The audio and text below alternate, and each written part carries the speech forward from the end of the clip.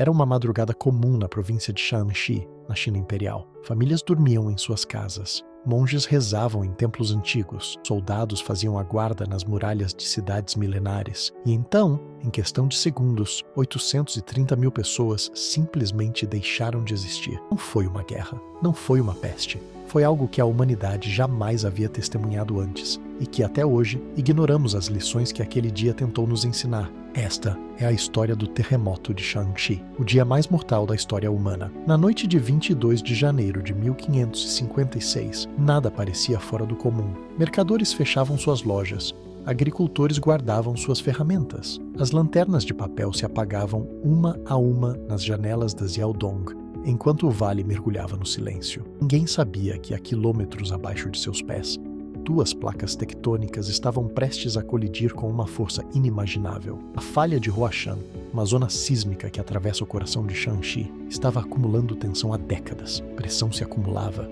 rochas se curvavam, e em algum momento da madrugada, elas finalmente cederam. Quando o sol nasceu naquela manhã, o vale de Shanxi havia se transformado em um cemitério. Registros históricos chineses descrevem a cena com uma clareza assustadora. O cronista oficial da dinastia Ming escreveu: montanhas e rios mudaram de lugar, estradas desapareceram. Em alguns lugares, a terra se ergueu formando novas colinas. Em outros, afundou criando lagos onde antes havia campos. Ele continua: casas desmoronaram, homens e animais morreram. Em mais de 100 quilômetros, nenhum ser vivo foi poupado. As estimativas modernas são aterrorizantes. 830 mil mortos. Para colocar isso em perspectiva, mais pessoas morreram nesse único terremoto do que em todo o bombardeio atômico de Hiroshima e Nagasaki combinados. Mais do que na erupção do Vesúvio que destruiu Pompeia. Mais do que em qualquer furacão ou desastre natural na história registrada da humanidade. Era, sem dúvida, o dia mais mortal que o mundo já havia visto. A notícia da catástrofe levou semanas para chegar ao imperador Jiajing em Pequim. Quando finalmente chegou, a corte imperial entrou em pânico. Como você governa um império quando uma de suas províncias mais importantes simplesmente desaparece? Jiajing, um imperador conhecido por sua obsessão com alquimia e imortalidade, interpretou o desastre como um sinal dos céus. Na cosmologia chinesa, catástrofes naturais eram vistas como punições divinas, um aviso de que o imperador havia perdido o mandato do céu, a legitimidade celestial para governar. A resposta oficial foi curiosa. O imperador emitiu um édito de autocrítica, assumindo responsabilidade moral pelo desastre. Ele ordenou jejuns rituais, orações públicas e a construção de novos templos para apaziguar os espíritos. Mas em termos práticos, a ajuda foi devastadoramente lenta. Equipes de resgate levaram semanas para chegar às áreas mais remotas. Quando finalmente chegaram, encontraram não sobreviventes, mas cidades fantasmas. Corpos em decomposição enchiam as ruas.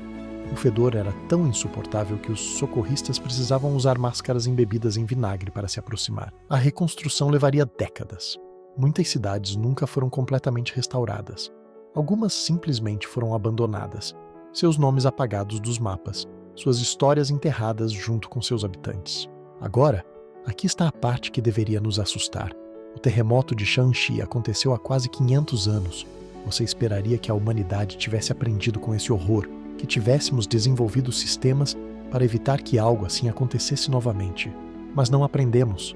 Hoje, em 2025, milhões de pessoas ainda vivem em estruturas vulneráveis em zonas sísmicas ativas. Na própria China, comunidades rurais ainda habitam Yaodong. As mesmas casas-caverna que mataram centenas de milhares em 1556. Na Turquia, no Irã, no Nepal, edifícios mal construídos continuam sendo erguidos sobre falhas geológicas conhecidas.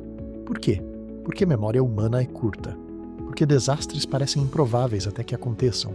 Porque construir de forma segura é mais caro. E nós, como espécie, somos mestres em apostar que o pior não vai acontecer com a gente. A lição de Shanxi não é apenas sobre geologia. É sobre psicologia humana. Em 2008, um terremoto atingiu a província de Sichuan, na China, não muito longe de Shanxi. Magnitude 7,9. Quase 90 mil mortos. Milhares de escolas desabaram porque foram construídas com materiais baratos, violando códigos de segurança. Crianças foram enterradas vivas nas salas de aula. Soa familiar, há uma ironia cruel na história do terremoto de Shanxi. As Yaodong, aquelas casas-caverna que mataram tantos, ainda existem. Turistas visitam algumas delas hoje, admirando a engenhosidade dos antigos. Guias turísticos falam sobre como elas eram ecológicas, sustentáveis, perfeitas para o clima local. Raramente mencionam que essas mesmas estruturas se tornaram caixões coletivos. Há um memorial modesto na cidade de Xi'an, não muito longe do epicentro. Uma placa de pedra com os nomes das vítimas, ou pelo menos os poucos que conseguiram ser identificados. A maioria dos mortos nunca teve um nome registrado, nunca teve um túmulo. Simplesmente desapareceram, absorvidos pela terra que um dia os abrigou. E talvez essa seja a lição mais assustadora de todas. Desastres não acontecem porque a natureza é cruel. Eles acontecem porque nós, como sociedade, fazemos escolhas. Escolhemos onde construir. Escolhemos como construir. Escolhemos ignorar alertas, cortar custos, apostar na sorte. E quando a Terra decide se mover, essas escolhas se transformam em números, em estatísticas, em 830 mil vidas apagadas em uma manhã de janeiro. Se você chegou até aqui, obrigado por testemunhar essa história esquecida comigo. Se você acredita que essas lições precisam ser lembradas, deixe um like e se inscreva no canal. Toda semana desenterramos capítulos perdidos da história, os momentos que mudaram tudo, mas que poucos conhecem. E me diga nos comentários, você conhecia essa história? Você acha que a humanidade realmente aprende com os desastres do passado? Até o próximo vídeo. E lembre-se, a história não é apenas sobre o que aconteceu.